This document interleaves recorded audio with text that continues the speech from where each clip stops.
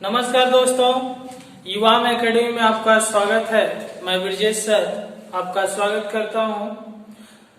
आज हम लोग हिस्ट्री को पढ़ेंगे। हर एक चैप्टर को, हर एक सब्जेक्ट को, हर एक टॉपिक को लेकर हम लोग चलते रहेंगे ताकि पेपर जब भी हो उस समय तक हम लोगों का सब सिलेबस कंप्लीट हो जाए। इस उद्देश्य से हम लोग हर सब्जेक्ट को चला रहे हैं। आप मन लगाकर वीडियो को देखते रहिए और घर पे जितना मेहनत हो सकता है मेहनत करते रहिए। हम लोग हमेशा आपके लिए प्रयास करते रहेंगे। चलिए शुरू करते हैं। इतिहास। सबसे पहले क्वेश्चन आता है कि इतिहास किसे कहते हैं, हिस्ट्री क्या है। तो इतिहास 3 शब्द से बना है, इति, ह और आस। इतिहास, इति का मतलब होता है जैसा था वैसा ही। हा का मतलब होता है सचमुच, वास्तव में। और आस का मतलब है जैसा हो रहा है निरंतर होगा। यानी जैसा हुआ था या पिछले कुछ वर्षों में नर या आदि मानव या हमारे प्रजाति या हमारे वंश जो भी किया होगा उसी का अध्ययन करना, पास्ट से लेकर प्रेजेंट तक इन सभी अवशेषों का अध्ययन करना ही इतिहास कहलाता है। या नॉर्मल भाषा में देखें तो बीती हुई कहानियों का अध्ययन करना ही इतिहास कहलाता है। ये कौन बताया था? तो इन्होंने हिस्टोरिका एक पुस्तक लिखी गई हेरोडोटस के द्वारा। उन्होंने ये बताया कि इतिहास क्या होता है। तो इसलिए हेरोडोटस को इतिहास का पिता कहा जाता है। यानी ये भी क्वेश्चन आता है कि इतिहास के फादर कौन है, तो हेरोडोटस है। उनकी पुस्तक का क्या नाम था? हिस्टोरिका था। एक और इतिहासकार हैं E.H. कार्ल। इन्होंने बताया कि इतिहास पास्ट और प्रेजेंट के बीच अनंत संवाद है। History is unending dialogue between past and present. यानी इतिहास क्या है? बीते हुए और आने वाले वर्तमान में जो भी चीजें हो रही हैं उनके बीच अनंत संवादों का वर्णन ही क्या कहलाता है? इतिहास कहलाता है। तो ये तो रही। और इनकी पुस्तक का नाम था व्हाट इज हिस्ट्री, यानी इतिहास क्या है, इनकी पुस्तक का नाम।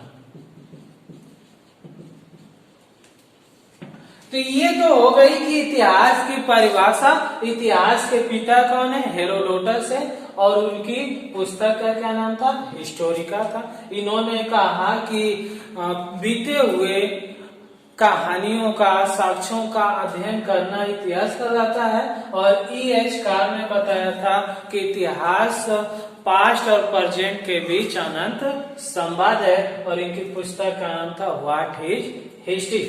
अब बात आता है कि इतिहास जानने के स्रोत क्या है, यानी कैसे पता चला कि वे चीजें उस समय हुई थी या वह चीजें उस समय थी। तो इतिहास के जानने के स्रोत क्या है? तो इतिहास के जानने के स्रोत 3 हैं। पहला आता है साहित्यिक स्रोत,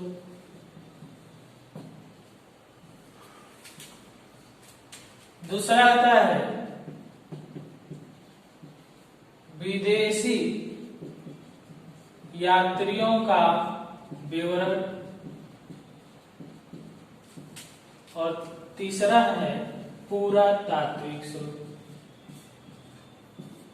यानी ये 3 जानने के स्रोत हैं। साहित्यिक में क्या आता है? हम वेद से जानते हैं कि उस समय इतिहास क्या था, रामायण से जानते हैं, महाभारत से जानते हैं, उपनिषद से जानते हैं, पुराण से जानते हैं। यानी ये सब चीजें क्या है? इतिहास जानने के स्रोत बताती हैं कि उस समय क्या था, कैसा शासन था। वेद हमें बताता है, रामायण बताता है, महाभारत बताता है, उपनिषद बताता है, पुराण भी बताता है। इन सभी चीजों को किसमें रखा गया है? साहित्यिक स्रोत। विदेशी यात्रियों का विवरण, यानी दूसरे देशों से जो लोग हमारे देश में घूमने आए तो उस समय की स्थितियों को लिखा, चाहे वो ह्वेन सांग हो, चाहे वो मेगस्थनीज हो, चाहे वो फाहियान हो, यानी जितने लोग विदेश से घूमने भारत में आए उस समय की स्थितियों का विवरण अपने किताब में लिखा। तो विदेशी यात्रियों का विवरण भी स्रोत है इतिहास जानने का। और पुरातात्विक का मतलब होता है खुदाई कर, यानी खुदाई होता है तो कोई पत्थर मिल जाता है, तब पता चलता है कि यह इतना साल पुराना है। कोई स्मारक मिल जाती है, कोई मंदिर के टुकड़ा मिल जाता है, कोई मुद्रा मिल जाता है।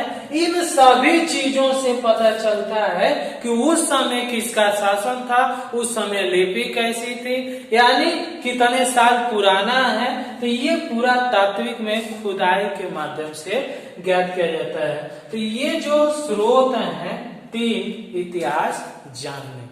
अब बात आता है कि इतिहास को हम लोग जान गए तो इतिहास को स्रोतों के आधार पर कितने भागों में बांटा गया?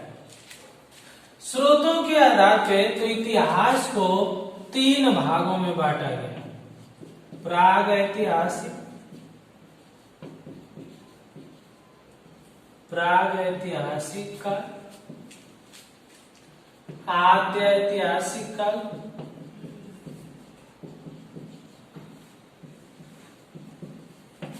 और ऐतिहासिक।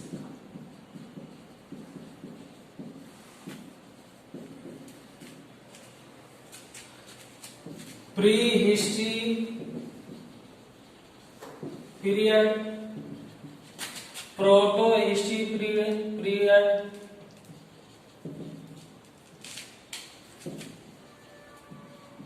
और हिस्टोरिकल पीरियड।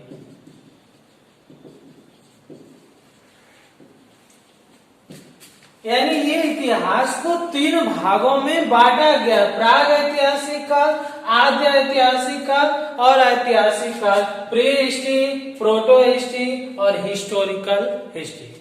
अब बात आता है कि प्राग ऐतिहासिक काल किसे कहते हैं, आद्य ऐतिहासिक काल किसे कहते हैं, ऐतिहासिक काल किसे कहते हैं, क्योंकि ये क्वेश्चन इनसे भी बनता है। तो प्राग ऐतिहासिक काल उस काल को कहते हैं जिस काल में कोई लिपि का ज्ञान नहीं था, कोई लिपि का ज्ञान नहीं था।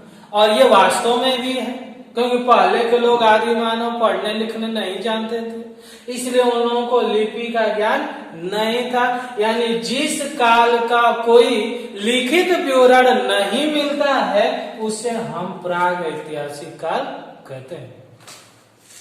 अगला कहता है आद्य ऐतिहासिक काल किसे कहते हैं, तो इसको कहते हैं कि इसमें लिपि का ज्ञान था, लिपि का ज्ञान था लेकिन इसे पढ़ा नहीं जा सका। यानी जिस काल में लिपि का ज्ञान था लेकिन आज भी उसे पढ़ा नहीं जा सका, उस काल को हम लोग आद्य ऐतिहासिक काल कहते हैं।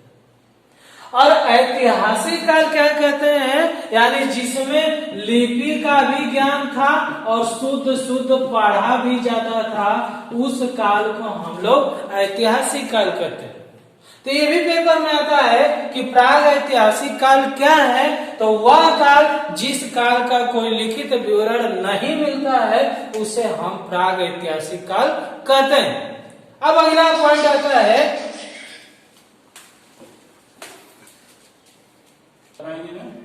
जिस काल में प्राग ऐतिहासिक काल, इसको पाषाण काल भी कहा जाता है। यानी प्राग ऐतिहासिक काल में हम लोगों को पाषाण काल पढ़ना है। आद्य ऐतिहासिक काल में हमें 2 सभ्यताओं के बारे में पढ़ना है, एक हमें सिंधु सभ्यता और एक हमें वैदिक सभ्यता पढ़ना। और ऐतिहासिक काल में तीन, प्राचीन भारत का इतिहास, मध्यकालीन और आधुनिक। ये सभी चीजों को क्रम बाय क्रम बांटा गया है कि प्राग ऐतिहासिक काल को पाषाण काल भी कहते हैं, यानी इसमें हम लोग पाषाण काल के बारे में अध्ययन करेंगे।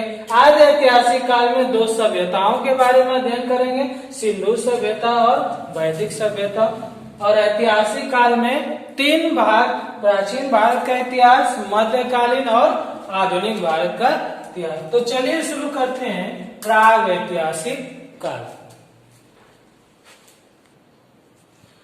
प्राग ऐतिहासिक काल को शुरू करते हैं प्री हिस्टोरिक पीरियड। प्राग ऐतिहासिक काल यानी जिस काल का कोई लिखित साक्ष्य नहीं है उसे हम क्या कहते हैं, प्राग ऐतिहासिक काल। इसको तीन भागों में बांटा गया है। पूरा पाषाण काल,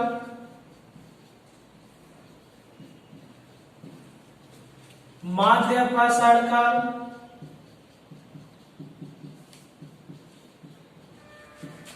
और नव पाषाण काल।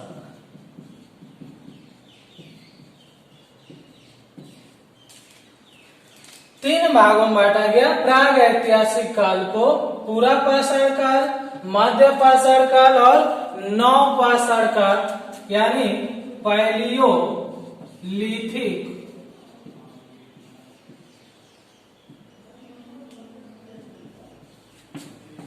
Mesolithic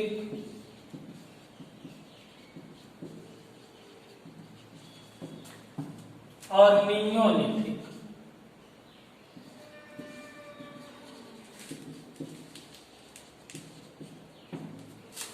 Palaeolithic period, Mesolithic period और नियोलिथिक पीरियड, पूरा पाषाण काल, मध्य पाषाण काल और नव पाषाण काल। बात करते हैं उस समय की, क्योंकि लोग बताते हैं या इतिहास भी बताता है, साक्ष्य भी, वेदों उपनिषद भी बताता है कि हमारी जो प्रजाति है वो पहले बंदर की प्रजाति, और एक वर्ड आता है प्राइमेट्स। प्राइमेट्स इसका अर्थ होता है नर बंदर या नर मानव।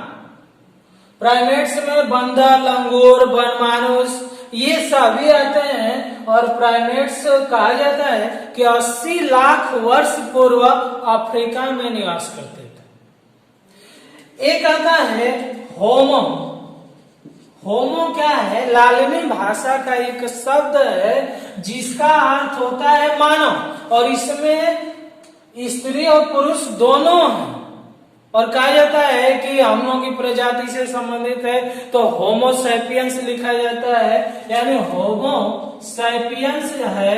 ये कहता है आधुनिक चिंतनशील मानव, जो आजकल के मानव हैं उनकी प्रजाति कहे तो होमो सैपियंस, यानी आधुनिक चिंतनशील मानव।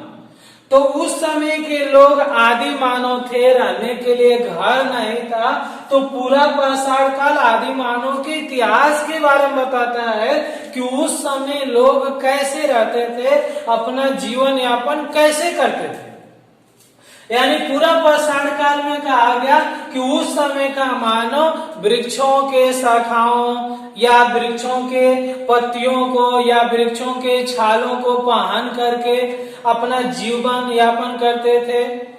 उस समय कंद मूल खाते थे जो पेड़ पौधों से प्राप्त हो जाए। उस समय आखेट तक शिकार करते थे, यानी जितने भी चीजें उस समय हुई थी जो आदि मानव ने किया था, उन सभी चीजों का अध्ययन ही क्या कहलाता है, पूरा पाषाण काल। उसमें पहनने के लिए कुछ नहीं था, खाने के लिए कुछ नहीं था, तो शिकार करते थे, कंद मूल खाते थे। ये भी क्वेश्चन आता है कि क्या आग का आविष्कार हो गया था?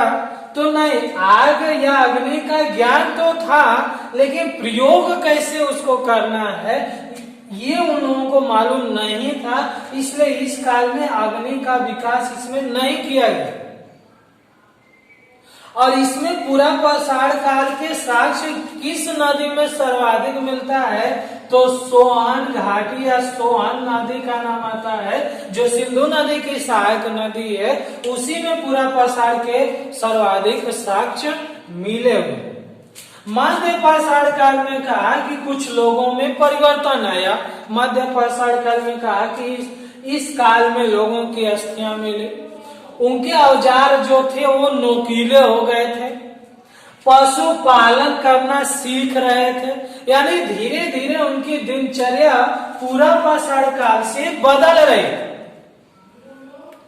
अब नव पाषाण में कहा कि मानव पूरी तरह चेंज हो गया था, यानी पालिशदार हथियार मिले, हड्डियों के भी हथियार मिले हैं, कृषि और पशुपालन का भी विकास हुआ था, पहिए का आविष्कार हो गया था, चाक बर्तन बनाने वाले पहिए का आविष्कार हुआ था, यानी पूरा पाषाण काल में आदि मानव की चर्चा शिकार से संबंधित है, कंदमूल फल खाने से है। मध्य पाषाण काल में कुछ औजार नोकीले हो गए, पालिशदार हो गए, अस्थियां भी मिली हैं, और नव पाषाण काल में जितने भी आविष्कार हुए हैं वो सभी चीजें नव पाषाण काल में हुई है।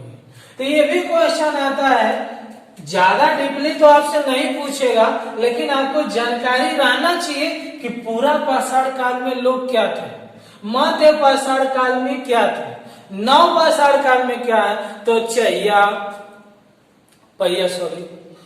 पहिया, कृषि पशुपालन करना, वस्त्र का निर्माण करना, इन सभी चीजों का आविष्कार नव पाषाण काल में हुआ। ठीक है, इसके बाद इस काल के बीतने के बाद ताम्र पाषाण काल शुरू हुआ। ताम्र पाषाण काल, ताम्र पाषाण काल ये कहा जाता है कि सबसे पहले मानव किस धातु का प्रयोग किया था। पाषाण काल के बाद ताम्र पाषाण काल का विकास हुआ, और इस काल में सबसे पहला धातु तांबा का प्रयोग किया गया था। तो ये भी क्वेश्चन आता है कि ताम्र पाषाण काल में या सबसे पहले मानव ने किस धातु का विकास किया था? तो तांबा का विकास किया। आइए कुछ और क्वेश्चन बनते हैं, देखते हैं। अगला क्वेश्चन पूछता है, जिसे हमने बताया था कि होमो क्या होता है। होमो एक लालिनी भाषा का शब्द का अर्थ है, जिसे कहा जाता है, होमो का अर्थ होता है मानव, और जिसमें स्त्री और पुरुष दोनों शामिल हैं। तो उसी से 3 क्वेश्चन आते हैं। होमो हैबिलस मानव किसे कहते हैं, होमो इरेक्टस मानव किसे कहते हैं, और होमो सैपियंस मानव किसे कहते हैं। तो होमो हैबिलस मानव उसे कहते हैं जो औजार बनाते थे, यानी पहले जमाने या पिछले वर्षों में क्या बनाते थे, औजार बनाने वाले मानव को हम लोग होमो हैबिलस कहते हैं। होमो इरेक्टस यानी जो सीधे खड़े होकर चलने लगे, सीधे खड़े होकर चलने वाले मानव। तो हम लोग की जो प्रजाति वो माना जाता है कि बंदर की है, और बंदर पिछले पैरों पे खड़ा होकर चलना शुरू किया, इससे धीरे धीरे मानव का विकास हो गया। तो सीधे खड़े होकर चलने वाले मानव को हम क्या कहते हैं, होमो इरेक्टस। और होमो सैपियंस आधुनिक चिंतनशील मानव। यानी ये भी 3 क्वेश्चन इससे आता है। होमो से होमो हैबिलस औजार बनाने वाले मानव, होमो इरेक्टस सीधे खड़े होकर चलने वाले मानव, होमो सैपियंस आधुनिक चिंतनशील मानव। अगला है चाल्कोलिथिक एज किसे कहते हैं। तो इसका इंग्लिश भी कभी पेपर पूछ देता है, कभी हिंदी में। तो इसका हिंदी होता है ताम्र पाषाण। तो कंफ्यूजन मत होइए, चाल्कोलिथिक एज या ताम्र पाषाण का यही एक ही है, और इसका अर्थ होता है कि सबसे पहले मानव ने तांबा धातु का प्रयोग किया था। अगला क्वेश्चन होता है कि भारतीय पुरातत्व के जनक कौन, किनकी देख रेख में पुरातत्व या खुदाई का कार्य हुआ, या खुदाई करने के लिए सबसे पहले प्रोत्साहन किसने किया था।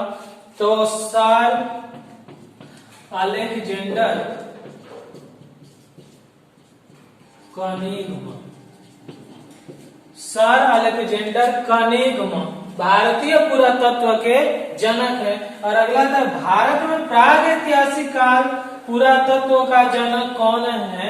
तो Robert Bruce foot. Robert Bruce foot हैं भारत में प्राग ऐतिहासिक पुरातत्व के जनक। एशियाटिक सोसाइटी की स्थापना की गई थी विलियम जोन्स के द्वारा। उनकी देखरेख में सर अलेक्जेंडर कनिंघम को भारतीय पुरातत्व के जनक बनाया गया। और भारत में प्राग ऐतिहासिक पुरातत्व का जनक रॉबर्ट ब्रूस फुट हैं। इन लोगों के अगला पूछता है कि भारतीय महानिदेशक कौन थे? पुरातत्व के महानिदेशक तो राय बहादुर साहनी थे। तो इन लोगों की अध्यक्षता में राय बहादुर साहनी और अखालदास बनर्जी का भी नाम आता है। इन लोगों ने खुदाई करवाया और खुदाई में चीजें जो मिली उन्हीं के साक्ष्य से अध्ययन किया, तो इतिहास के बारे में हम लोगों को जानकारियां मिली। ठीक है, आइए अगला पॉइंट देखते हैं। अगला, पुराणों में 4 युगों की चर्चा है, सतयुग, त्रेता, द्वापर, कलयुग। और हर एक युग पिछले युग से बुरा बताया गया कि जैसे जैसे युग बदलता गया वैसे वैसे स्थितियां बिगड़ती गई। सतयुग में मत्स्य में मछली का विकास हुआ था। सबसे पहले जलीय जीव मछली का विकास हुआ। कूर्म मतलब होता है कछुआ का विकास हुआ था, जो स्थल और जल दोनों में रह सकता है। तीसरा बरा मतलब होता है सुअर, यानी सुअर का।